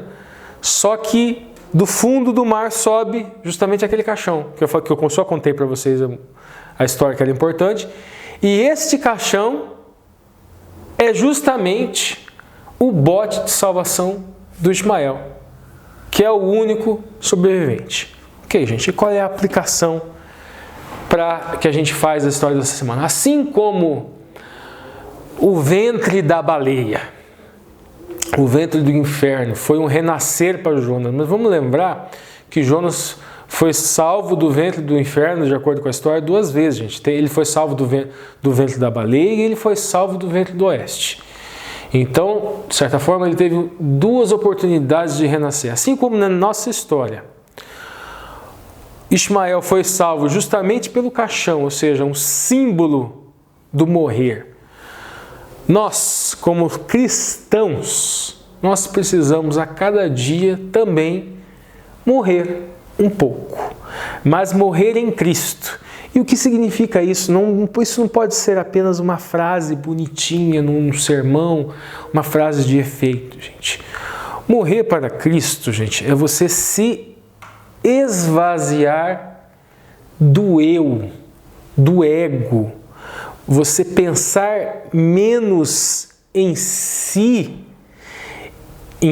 próprio, nas suas crenças, vamos dizer assim, nas suas necessidades carnais, e buscar se encher, nascer de novo, nascer do Espírito. O aniquilar o ego não é você deixar de ser você. O aniquilar do ego é aniquilar o eu carnal. E você nascer de novo num eu espiritual. Você se esvazia da sua natureza má e você se enche de sua natureza boa. E você pratica isso. Você retribui a Cristo automaticamente, você retribui o sacrifício de Cristo no próximo. Você deixa para trás. Quando você se esvazia de Yetzer Hará, do seu eu carnal, você deixa para trás os vícios, você deixa para trás as fixações, você deixa para trás o sentimento de vingança, o sentimento de retaliação, você deixa para trás a necessidade de dominar a natureza de forma arbitrária, de forma autoritária, de forma a impor o seu ego sobre o outro. O eu espiritual é um eu que agrega, é um eu eclesiástico, é o eu junto com Cristo, junto com meus irmãos que formam a igreja, que é um símbolo da esposa do Eterno, da esposa de Yeshua. Esse Acabe, capitão Acabe nesse navio, gente, o mais interessante também dessa história, além de tudo isso que eu estou falando, é que ele de alguma forma ele influenciava os tripulantes desse navio. Em alguns desses encontros com outras embarcações, se podia ver que houveram rebeliões, vamos dizer assim, mas nesse navio, este líder, ele conseguiu fazer com que os tripulantes entrassem no ciclo de devaneios e de loucuras deles. Nós somos tripulantes também de um navio. Só que o capitão desse navio é o próprio Messias. Haverão falsos Messias, falsos capitães que se apresentarão como guias e dividirão conosco suas intenções, sua natureza, suas vontades, suas manias, suas ideias, suas ideologias, sua maneira de ver o mundo, suas vontades, seus planos. E esses líderes humanos, vamos dizer assim, esses primeiros imediatos, porque o nosso capitão é Yeshua, gente. Esses que se dizem porta-vozes do capitão, assim como Acabe quase não aparecia. Mas quando ele aparecia, ele convencia, vamos dizer assim, o povo. Nós temos que tomar muito cuidado que poderão surgir falsos capitães, ou seja, muitos Acabes na nossa vida, que vão dizer que estão nos levando por um caminho de vida, mas eles estão nos levando para um caminho de morte que não é a morte da carne, mas um caminho de morte espiritual mesmo, um caminho que nos leva a pecar contra o Espírito Santo. E como nós identificamos isso? Veja bem, gente, note que é fácil você perceber o discurso revanchista, o discurso da guerra, o discurso do ódio. Aí nós pensamos assim, é fácil? Não é, aparentemente não é tão fácil, porque muitas vezes esse discurso ele vem disfarçado. Ele vem com elementos de verdade, elementos de mentira, elementos de um suposto amor, um suposto amor a Deus, um suposto amor à pátria, quando na verdade ele é um discurso de ódio, é um discurso de adoração a símbolos e não ao que os símbolos propriamente representam. O nosso povo que verdadeiramente precisa do nosso cuidado e do nosso amor é o necessitado. É o povo que está passando fome, é o povo que está passando frio, é o povo que está passando por privações.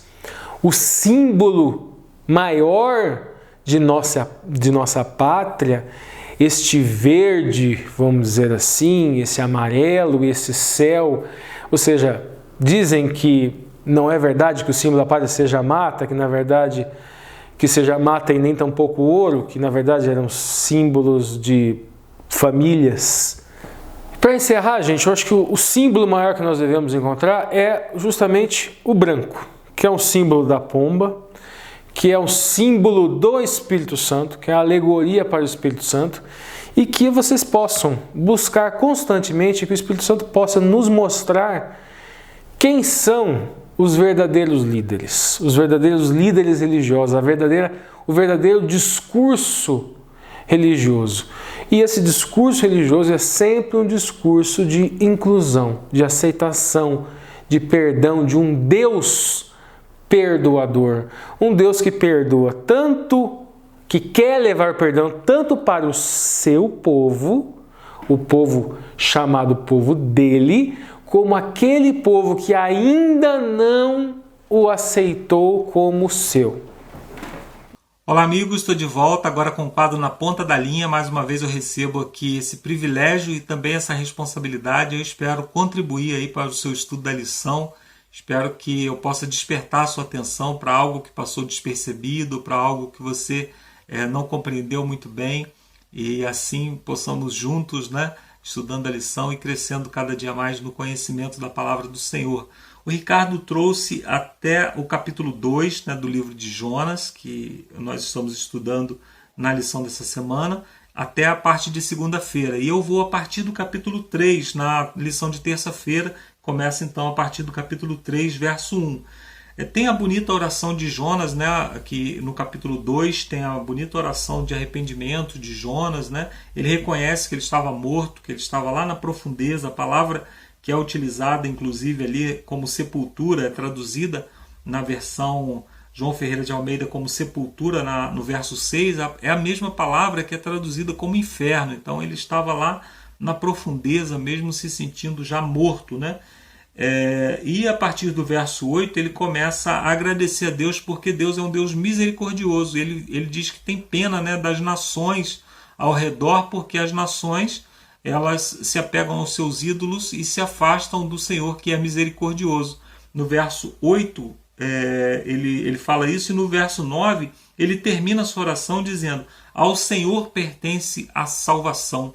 Então ele cita aqui o nome de Jesus, né? A palavra salvação no original é Yeshua, e ele cita o próprio nome de Jesus, termina a oração com o nome de Jesus, como nós costumamos terminar também as nossas orações. Aí depois de ter se arrependido, depois de Deus o ter restaurado, depois de Deus o ter perdoado, Deus se vira novamente a ele, capítulo 3, verso 1, diz assim: veio a palavra do Senhor segunda vez a Jonas, dizendo: dispõe-te e vai à grande cidade de Nínive e proclama contra ela a mensagem que eu te digo. Então, a história de Jonas ela começa com um chamado para ir pregar a Nínive. Depois de todas as circunstâncias, Deus fala com ele novamente: vá a Nínive. E aqui Jonas tinha duas opções. Quais eram as duas opções? A primeira, ir a Nínive. Foi o que ele fez realmente. E ali pôde experimentar a salvação, pôde experimentar ali a pregação do Evangelho, tendo eficiência para a salvação de várias pessoas. Mas ele poderia também rejeitar. Ele poderia fazer como fez da primeira vez, se afastar, ir para outro lugar e rejeitar completamente o chamado. Deus estaria com ele, tentando fazer ele se arrepender novamente, tentando fazer com que ele novamente voltasse para os seus caminhos, e quando ele voltasse para os seus caminhos novamente, Deus diria: vá para Nínive. Seria isso que Deus falaria novamente.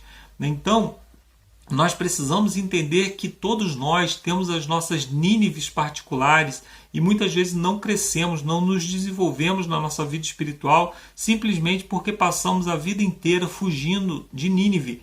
Às vezes nós ficamos nos perguntando: Senhor, me mostra o que eu devo fazer, me mostra qual é o meu chamado, ainda não descobri qual é o meu chamado.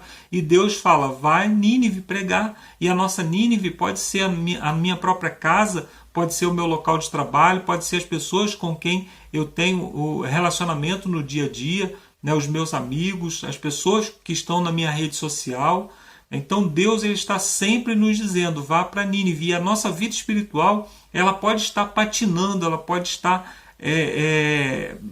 sem sair do lugar, né?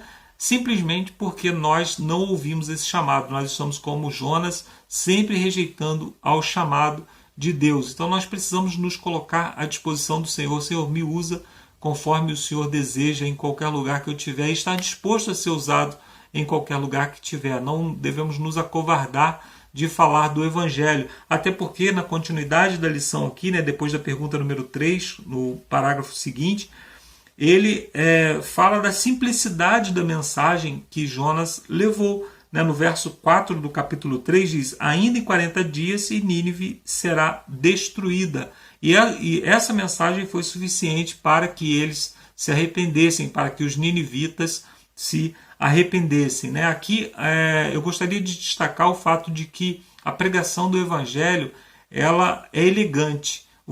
Qual é o princípio básico da elegância? É a simplicidade.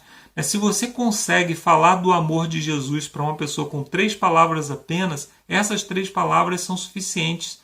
Muitas vezes nós elaboramos discursos, nós elaboramos falas muito bem programadas, nós utilizamos aí da retórica, mas tudo isso é humano, tudo isso são coisas humanas. Nós precisamos entender que o Evangelho ele deve ser levado com simplicidade. Quando você sai para dar um estudo bíblico, quando você vai falar de Jesus para alguém, você podendo falar da maneira mais simples possível. Se a pessoa entendeu aquilo que você está levando, é suficiente. Vê que Jesus, Quem poderia fazer um discurso mais bonito do que Jesus? Ninguém, mas Jesus muitas vezes utilizava coisas tão simples, as coisas que as pessoas estavam acostumadas na lida do dia a dia, como uma rede sendo atirada ao mar, como uma semente que germina, né? E essa é a grande beleza do discurso de Jesus, é a simplicidade. Qualquer pessoa pode entender um discurso de maneira simples, um discurso dessa forma, né? E então, quando chega lá em Nínive, né, pregando essa mensagem, que apesar de simples, apesar de ser um sermão curto, né, ele é repleto de teologia, porque ele leva a essência do evangelho. E as pessoas então se arrependem, né? As pessoas então se lançam em arrependimento diante do Senhor. Aqui nós encontramos então algo que foi até elogiado por Jesus, né? A capacidade de arrependimento dos ninivitas, e Jesus Cristo utilizou isso nos evangelhos, né? Como uma forma de elogio, como uma forma de contraste com o povo de Israel. O povo de Israel convivia com o Senhor diariamente, e o Senhor estava enviando seus profetas, e muitas vezes os seus profetas estavam sendo rejeitados e até mortos, enquanto que os ninivitas, que tinham pouquíssimo contato com Deus, né, simplesmente o Espírito Santo trabalhando ali neles, e a mensagem curta do profeta Jonas fez o efeito. Então isso é um chamado para nós que estamos dentro da igreja, né, que ouvimos sermão todos os dias, que lemos a Bíblia, que estudamos a lição da escola sabatina, e muitas vezes o nosso coração ele está endurecido para decisões, para arrependimento que precisamos ter em relação a algumas coisas, né? Então todos nós precisamos diariamente experimentar essa salvação, estar abertos à pregação do Evangelho. Na parte de quarta-feira ele fala sobre um missionário irado e inquieto, e fala sobre o fato de que Jonas, né, ele não entendeu muito bem qual era o seu chamado. Ele simplesmente ficou irado porque as pessoas se arrependeram. Ele pensava que o chamado dele era para ser profeta. Como nós, às vezes, pensamos que o nosso chamado é para ser pastor, ancião, diretor de departamento, diretor de escola sabatina, professor de escola sabatina. Não, o nosso chamado é para salvar almas. O nosso chamado é para chamar pessoas ao arrependimento. Não importa quem seja essa pessoa, não importa o quanto essa pessoa esteja afastada do Senhor, e especialmente aquelas pessoas que estão fora da igreja. É importante que a igreja tenha também algum trabalho para manter os seus membros, para que os seus membros se fortaleçam, né? Para que os seus membros não se afastem da igreja. Mas outro dia eu ouvi, né, uma palestra de um teólogo, e ele falava o seguinte, ele citou um livro, né? E ele falava o seguinte: não é justo que algumas pessoas ouçam o Evangelho pela segunda vez, enquanto que algumas pessoas estão famintas e não ouviram nem sequer uma vez. Então, nós precisamos parar de ser aquele cristão que fica dentro da igreja reclamando de tudo, aquele cristão que fica dentro da igreja dando trabalho, para nos unirmos à obra, para levarmos salvação, né? O nosso ministério é um ministério de salvação.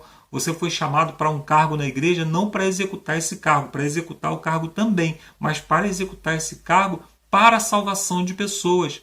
Então é isso que nós precisamos entender. Nós precisamos entender que o nosso chamado é para a salvação. Senão nós ficamos apegados aos cargos da igreja, nós ficamos apegados às formas, às formalidades da igreja, e nos esquecemos do nosso chamado, assim como aconteceu com Jonas, né? E ele cita aqui as histórias, né, dos discípulos de Jesus, né, que também foram chamados, né, de filhos do trovão, né, porque eles estavam irados com os acontecimentos, mas em determinado lugar Deus chama esses discípulos para que eles também para que acontecesse uma obra em favor deles também, enquanto eles faziam o trabalho, né? E esse é o tema de quinta-feira, que fala a respeito de uma obra de mão dupla, né? À medida que nós trabalhamos para Deus, nós estamos sendo moldados, né? E Deus tem formas maravilhosas de nos chamar para levar o Evangelho para outras pessoas, para a nossa própria salvação. Esse ministério é um ministério de salvação em primeiro lugar para nós mesmos, né? Aqui ele cita a história de... ele cita Judas, né? No capítulo... Judas só tem um capítulo, né? No verso 21, que fala exatamente isso, né? Que fala sobre a importância de nos mantermos no amor de Deus para a salvação. O que é nos mantermos no amor de Deus? O amor de Deus, ele foi revelado em Jesus para a salvação. João 3,16, ele foi revelado em Jesus para a salvação de todo mundo, para oferecer salvação a todo mundo. E nós precisamos nos manter nesse amor. Como nós nos mantemos nesse amor? Levando essa salvação para outras pessoas. O amor, ele não é um sentimento. Né? A televisão, os filmes, eles querem te convencer de que o amor é um sentimento. O amor é uma decisão que te leva à ação, porque Deus amou o mundo de tal maneira, ele decidiu amar o mundo de tal maneira que a ação, ele deu o seu filho para que morresse, para que todos tivéssemos a vida eterna. Assim também nós temos que tomar decisão de salvar outras pessoas, nós temos que tomar a decisão de levar o evangelho a outras pessoas e devemos nos sacrificar em favor de outras pessoas. Nós devemos levar esse evangelho à custa do nosso próprio conforto, das nossas próprias inclinações para a nossa autoproteção. Né? Então, há um custo para isso, há um custo e nós precisamos entender esse custo e entender que esse custo é muito pequeno perto daquelas pessoas que estão buscando a salvação. E é aqui nesse ponto que nós encontramos o ponto da salvação para outras pessoas e o ponto do propósito para o qual nós somos chamados. Jonas ele ainda não havia entendido isso. Deus ele mostrou para Jonas que ele havia sido chamado para a salvação, que esse era o propósito dele como profeta, assim como nós também. A filosofia, né, ela tem um termo que é chamado de eudemonia, que é um termo que diz que você só encontra a verdadeira felicidade no universo quando você encontra o ponto para o qual você foi chamado no universo. Diz que o universo é todo organizado de certa forma e cada um de nós tem uma função no universo. E quando você encontra esse ponto para o qual você foi chamado, né, para o qual você faz diferença, né, que eles chamam de a plenitude, né, quando você encontra a sua plenitude. O que é a plenitude, por exemplo? É quando uma árvore laranjeira ela produz laranja. Ela encontrou sua plenitude, ela encontrou seu local de felicidade. Né? Então, eu discordo em certos pontos, né, dessa filosofia, né, dessa filosofia que diz que todos nós temos funções específicas, só vamos ser felizes quando estivermos ali, porque o universo conspira para que isso aconteça. Eu discordo um pouco, mas de certa forma, todos nós fomos chamados para uma missão. Nós fomos chamados por Deus para uma missão, e nós só vamos encontrar nossa plenitude quando permitirmos que Deus nos use para essa função, que Deus nos use para essa missão. Então permita-se hoje ser utilizado por Deus onde quer que você esteja, ser utilizado por Deus para a obra que Ele deseja fazer primeiramente em você e depois através de você. Nós vemos Jonas, Deus fazendo uma obra primeiramente nele e também nos discípulos, né, nos apóstolos ali. Deus primeiro trabalhou neles, Deus primeiro trabalhou nos apóstolos, transformando, e à medida que eles estavam sendo transformados, Deus trabalhava através deles, né? Deus utilizava, e vemos ali como os discípulos foram transformados, né? Homens que eram antagônicos à vontade de Deus inicialmente e foram transformados em homens corajosos, em homens amorosos, em homens que estavam dispostos a entregar a vida por Jesus. Que Deus nos abençoe e que possamos então cumprir essa missão, que possamos ouvir o chamado de Deus para não sermos Jonas modernos, ou se formos Jonas modernos, que sejamos os Jonas na parte final, onde ele aceita finalmente o chamado do Senhor. E agora nós vamos para a parte de sexta-feira com as perguntas para a consideração, né, que a gente sempre traz aqui. A Sandra sempre cobra essa participação aqui na parte de sexta-feira, né? E o autor ele traz aqui a primeira pergunta, que diz assim: o profeta de Deus ficou chateado porque o povo a quem o Senhor o tinha enviado aceitou a salvação. Como entender essa atitude de Jonas? Que exemplo poderoso da experiência de Deus com o seu povo, mesmo quando ele age de forma contrária à luz que possui, né? Então, o mesmo Jonas que no final do capítulo 2 ele estava glorificando a Deus pela sua misericórdia para com ele, agora não aceitava a misericórdia de Deus para com os seus adversários, para com os seus inimigos. Nós podemos fazer isso também, né? Eu às vezes não entendo que aquele que pensa diferente de mim também é digno da misericórdia de Deus, porque Jesus morreu por ele, né? E aquele que discorda de mim vai também para o mesmo céu que eu vou. Às vezes nós dividimos, né? Achamos que o céu é exclusivo, né? Esse aí não tem condição de ir para o céu, não. O céu é um local de surpresas positivas. O céu é um lugar de salvação, onde nós vamos encontrar pessoas que nós nem imaginávamos que estivesse lá. É verdade que pode ser que a gente também sinta falta de alguém que poderia estar lá, mas não está simplesmente porque se recusou, né, a ouvir o Evangelho. Mas nós vamos ter surpresas muito positivas no céu, né? Então não vamos ser preconceituosos com aqueles que estão na presença do Senhor. Pergunta número 2. Deus não deseja salvar somente rebeldes, mas também quer transformar seus seguidores. É aquilo que a gente falou de ser moldado, né? Como obter um novo coração, mesmo que já conheçamos o Senhor e a verdade? Qual é a diferença entre conhecer a verdade e ser transformado por ela? Nós precisamos, né, a cada dia permitir que o Espírito Santo nos transforme. Quanto mais nós nos sentimos na presença, quanto mais nós estamos na presença de Jesus, mais nós vamos nos sentir pecadores. Aquelas pessoas que acham que não precisam mais ser transformadas, que não precisam mais do Evangelho, elas precisam cuidar muito da sua vida espiritual, porque realmente elas ainda não conheceram a Cristo. Porque conhecer a Cristo é conhecer o alto padrão que Cristo nos apresenta, o alto padrão de moralidade que Cristo nos apresenta. E esse padrão de moralidade, ele não pode ser confundido, ele não pode ser de maneira nenhuma confundido com os nossos próprios padrões, com os padrões que nós mesmos estabelecemos para a nossa fé. E às vezes achamos que estamos bem espiritualmente porque nós estamos vivendo o nosso próprio padrão e não o padrão de Cristo, né? Pergunta número 3. Qual é a mensagem essencial do livro de Judas e por que ele é relevante para a igreja de hoje? Não, Judas ele começa falando que gostaria de falar sobre um outro assunto, né? Mas chama atenção para um assunto diferente. Ele fala sobre juízo, né? E fala sobre a importância de mesmo nós que somos cristãos nos mantermos na salvação do Senhor. Então, o juízo de Deus, ele é para, como diz, né, o livro de Jeremias, né, assim como o juízo, assim como o ímpio que se arrepende, ele tem direito à salvação, o bom, né, o salvo, o da igreja que comete pecado, ele está condenado.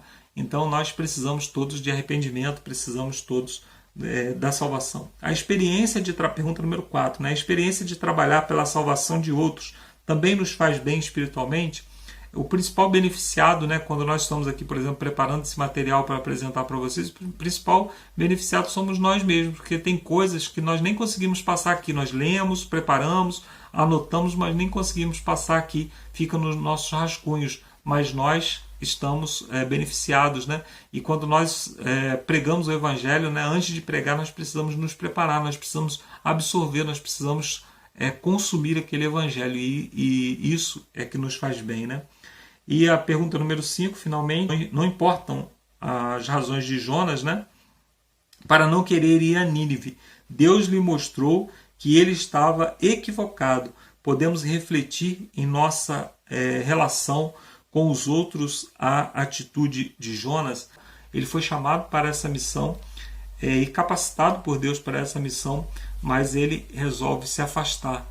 E esse afastamento de Jonas, né, ele demonstrou para o profeta que as circunstâncias ruins que ele encararia, estando junto com Deus, seria um descanso, né? O descanso que nós já estudamos aqui, né, sobre o descanso em Cristo. O descanso em Cristo não é estar fora de circunstâncias ruins, não é não ser atingido por circunstâncias ruins, mas é passar pelas circunstâncias ruins em Cristo, é estar em Cristo, né? E quando Jonas se afasta, ele se afasta dos caminhos do Senhor e ele passa a encarar talvez circunstâncias que não seriam tão ruins, mas sem Jesus. Então é muito melhor você estar com Jesus, passando pelas dificuldades, do que passar por dificuldades muito menores, mas sem Jesus. Então, existe ônus e bônus na decisão de seguir a Cristo, mas certamente os bônus eles superam muito os ônus, e os ônus eles são divididos porque Cristo está conosco de levar essa carga conosco, né? Que Deus nos abençoe, e eu gostaria de convidar você a terminar esse vídeo assim como nós começamos, com uma oração. Vamos orar? Santo e bom Pai, muito obrigado pelos excelentes ensinamentos que o Senhor nos deu através da Tua Palavra e também através da lição da Escola Sabatina. Nós te pedimos, Senhor, que se alguma coisa não for dita aqui, que seja completada pelo Teu Espírito no coração de cada um de nós. E te pedimos, Senhor, que o Senhor nos eleve cada vez mais à altura que o Senhor deseja que atinjamos aqui nesse mundo, a perfeição que o Senhor deseja que atinjamos, até que estejamos próximos do nosso Senhor e Salvador, próximos o suficiente para que a sua graça consiga nos alcançar. Nós te pedimos também, Senhor, que o Senhor visite cada lar, cada família, cada pessoa que nos acompanha aqui, e que hoje possa haver decisão no coração de cada um de nós, nos entregando um pouco mais ao Senhor para que possamos ser usados na nossa igreja, na nossa comunidade, no nosso próprio lar, onde quer que o Senhor desejar nos usar. Que as nossas Nínives particulares possam ser vencidas e convertidas, e que possamos nos alegrar ao ver o fruto do penoso trabalho de Cristo em favor de cada uma delas. É o que nós te pedimos em nome do nosso Senhor e Salvador Jesus Cristo. Amém. Obrigado, amigos, e até a semana que vem com mais um estudo da Palavra de Deus. Bom, pessoal, como eu prometi, aqui estou de volta. Terminamos. Obrigado, Marcos, aí por ter substituído o Alexandre mais uma vez, ter trazido aqui também as suas perguntas para discussão, ter orado, terminado esse estudo. Espero que esse estudo esteja sendo mais um estudo edificante na vida de vocês. Vocês podem assistir quantas vezes vocês quiserem, né, Sandra Bittar, para que vocês aprendam, meditem, que esse material seja uma bênção na sua vida, assim como tem sido uma bênção em nossas vidas produzi-lo para vocês. Ok, pessoal? Nos vemos então na última lição, no último vídeo, no último tema dessa série de Descanso em Cristo, e nós vamos estudar sobre o descanso supremo. Então, pessoal, se cuidem, tá? Cuidem dos seus queridos também, e nos vemos. Tchau, tchau, até lá.